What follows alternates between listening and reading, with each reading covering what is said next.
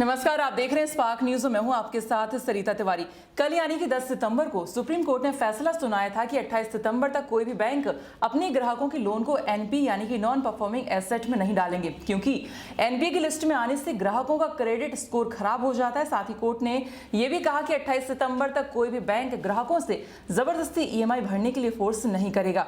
और इसके अलावा कोर्ट ने केंद्र सरकार को अब 2 हफ्ते का समय दे दिया है कि वो ब्याज पर ब्याज और मॉरिटोरियम की अवधि बढ़ाने को लेकर इन 2 हफ्तों के अंदर अपना फैसला सुना, अपना एफिडेविट जमा करें। सुप्रीम कोर्ट के इस ऑर्डर की कॉपी की लिंक इस वीडियो के नीचे डिस्क्रिप्शन में दे दी गई है, आप वहां पर देख सकते हैं कोर्ट का ऑर्डर। तो कोर्ट के इस फैसले के बाद आप इनडायरेक्टली समझ सकते हैं कि आपको कोर्ट ने 28 सितंबर तक की राहत दे दी है। अगर आपके पास पैसे हैं तो आप सितंबर की ईएमआई भर दीजिए, और अगर आपके पास पैसे नहीं है तो बैंक आप पर जबरदस्ती ईएमआई भरने के लिए नहीं कह सकता है। और साथ ही आपका जो नाम है वो एनपीए की लिस्ट में यहाँ पर नहीं आएगा, ना ही आपका सिविल स्कोर यहाँ पर खराब होगा। और अगर कोई बैंक आपसे पैसे मांगता है तो आप उसकी थाने में जाकर कंप्लेन कर दीजिए, जिसके बाद बैंक वाले आपको ईएमआई भरने के लिए परेशान नहीं करेंगे। अब कोर्ट के आदेश के बाद कई सारे लोगों ने कमेंट करके अलग अलग तरह के सवाल पूछे, काफी सारी कंफ्यूजन लोगों के अंदर है, जैसे कि सितंबर की किस्त जमा नहीं की तो क्या होगा, मॉरिटोरियम लिया फिर भी ईएमआई कट गई, ऐसा क्यों, क्रेडिट कार्ड का क्या होगा, सिविल स्कोर खराब होगा क्या। तो उन सवालों के जवाब आज इस वीडियो में आपको हम देने वाले हैं। तो वीडियो को हम शुरू करते हैं, लेकिन उससे पहले आप चैनल को सब्सक्राइब करना ना भूलें, ताकि लोन, ईएमआई, मॉरिटोरियम और ब्याज पर ब्याज को लेकर जो अपडेट यहां पर आएगा सुप्रीम कोर्ट की तरफ से, वो आपको समय पर उसका नोटिफिकेशन मिल जाए। और साथ ही वीडियो को आप अंत तक जरूर देखें, क्योंकि वीडियो के अंत में आपको हम कुछ ऐसी गलतियों के बारे में बताएंगे जो हो सकता है कि आप में से कई लोग आजकल वो कर रहे होंगे, और इससे आपको भविष्य में काफी नुकसान और काफी दिक्कतें आपको फेस करनी पड़ सकती हैं। तो चलिए अब हम आपके सवालों के जवाब देना शुरू करते हैं। तो पहला सवाल यहाँ पर पूछ रहे हैं प्रतीक नायर जी हैं, ये पूछ रहे हैं कि अगर किसी ने 3 महीने किस्त नहीं जमा किया तो क्या मॉरिटोरियम अवधि में 3 किस्त जमा करना या लोन खत्म होने के बाद 3 महीने बढ़ाकर जमा करना है।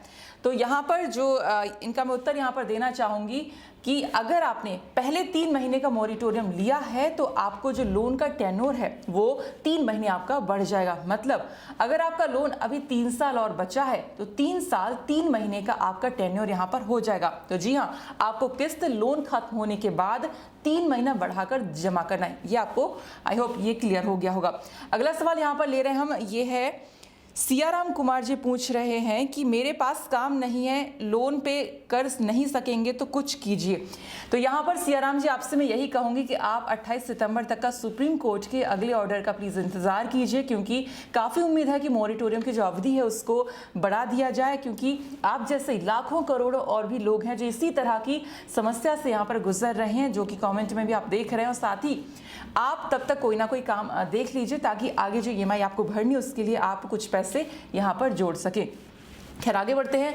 अब अगला सवाल यहाँ पर हम लेते हैं। अगला है संतोष प्रजापति जी हैं, जो पूछ रहे हैं कि मेरी गाड़ी चोलामंडलम पर फाइनेंस से इनकी कार की किस्त काट ली गई है, जबकि मार्च से नहीं कट रही थी, तो क्यों सुप्रीम कोर्ट की बात इस कंपनी ने नहीं मानी है।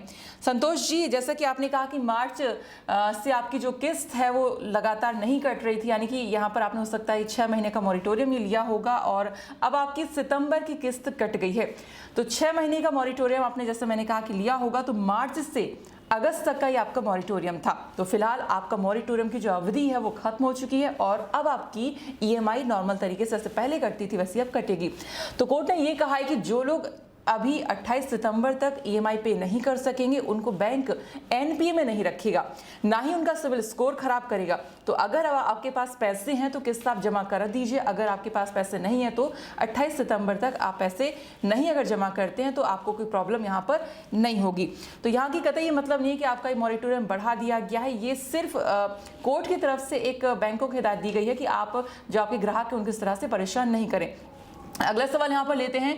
कविता देवी का यहाँ पर ये सवाल है। कविता देवी जी कह रही है कि ईसीएस में भी पैसा ले रहे हैं सभी बैंक, ओके इस बात में भी बोलो।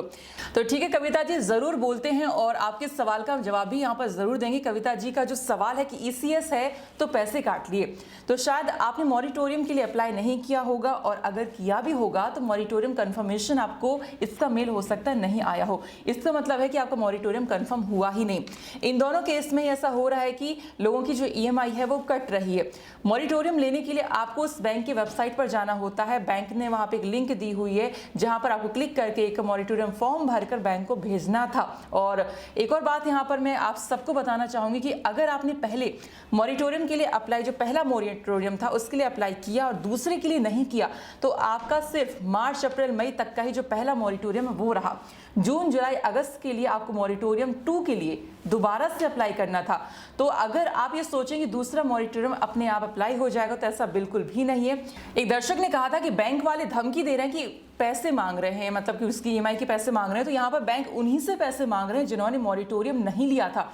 अब अगर सितंबर में बैंक वाले पैसे मांग रहे हैं तो आप उन्हें कह सकते हैं कि 28 सितंबर तक आप पे नहीं कर सकेंगे और कोर्ट का ऑर्डर भी आप उन्हें दिखा सकते हैं, तो आपका जो सिविल स्कोर है वो खराब यहाँ पर नहीं होगा।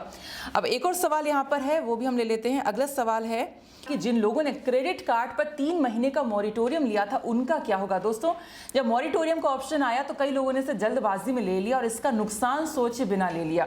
मैं सबसे पहले तो आपसे यही कहूंगी कि क्रेडिट कार्ड का इस्तेमाल हो सके तो कभी ना करें, और अगर आपने कर भी लिया है तो बहुत ही सावधानी से आप करें, क्योंकि कार्ड पर ब्याज बहुत ज्यादा लगता है और अगर आप इसके चक्कर में पड़ गए तो आपके कार्ड का जो फुल पेमेंट, यानी जो ओवरऑल जो आउटस्टैंडिंग अमाउंट होता है वो आपको पे करना भारी पड़ जाता है, क्योंकि ब्याज देने में ही आपको काफी वक्त यहाँ पर लग जाता है, परेशान होते रहते हैं। क्योंकि कार्ड पर 25 से 35% तक मंथली ब्याज लगता है और जिन लोगों ने 3 महीने का मॉरिटोरियम ले ही लिया है तो आपको इन 3 महीने का ब्याज देना होगा और पूरा जो बचा बैलेंस है वो भी। खैर, अब बात करते हैं आपके सिविल स्कोर की। तो आप लोगों के मन में सवाल होगा कि मॉरिटोरियम लिया तो सिविल स्कोर क्या खराब होगा। तो आपको यहाँ पर बता देती हूँ कि जिन लोगों ने मॉरिटोरियम लिया उनका सिविल स्कोर खराब नहीं होगा, लेकिन हाँ, अगर आप अभी कहीं बैंक में लोन के लिए अप्लाई करेंगे तो शायद आपको इस वक्त ना मिले, क्योंकि बैंक यहाँ पर ये देख रहा है कि आपने मॉरिटोरियम लिया था और फिर आप लोन ले रहे हैं, तो लोन एप्लीकेशन कई लोगों की यहाँ पर रिजेक्ट हो रही है।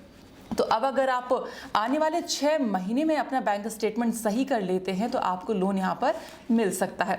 और मैंने जैसे वीडियो की शुरुआत में यहाँ पर कहा था कि आप में से कुछ लोग ऐसी गलतियां ज़रूर कर रहे होंगे जो कि भविष्य में आपको काफ़ी दिक्कतें दे सकती हैं। तो कई लोग इस समय लोन के लिए हो सकता है कि कई बैंकों में बार बार फ़ोन कर रहे हों, तो ऐसा आप कम से कम करें, क्योंकि इससे आपका सिविल स्कोर खराब हो जाएगा और आपको भविष्य में लोन मिलने में काफ़ी दिक्कत यहाँ पर हो सकती है। तो ये बात का आप ज़रूर यहाँ पर ध्यान रखें, आप कम से कम यहाँ पर बैंकों में यहाँ पर कॉल करें। तो फिलहाल आज हम इतने ही सवाल यहाँ पर ले पाएंगे। अगर आपको और भी कुछ कंफ्यूजन है तो आप नीचे कमेंट बॉक्स में अपना कमेंट करके पूछ सकते हैं, जिसका जवाब हम अगली वीडियो में आपको देंगे। साथ ही आपको बता दूं कि अब सुप्रीम कोर्ट 28 सितंबर को सुनवाई करेगा, तो 28 सितंबर का कोर्ट का पूरा अपडेट और अपने सवालों के जवाब जानने के लिए आप स्पार्क न्यूज़ को देखते रहिए। नमस्कार।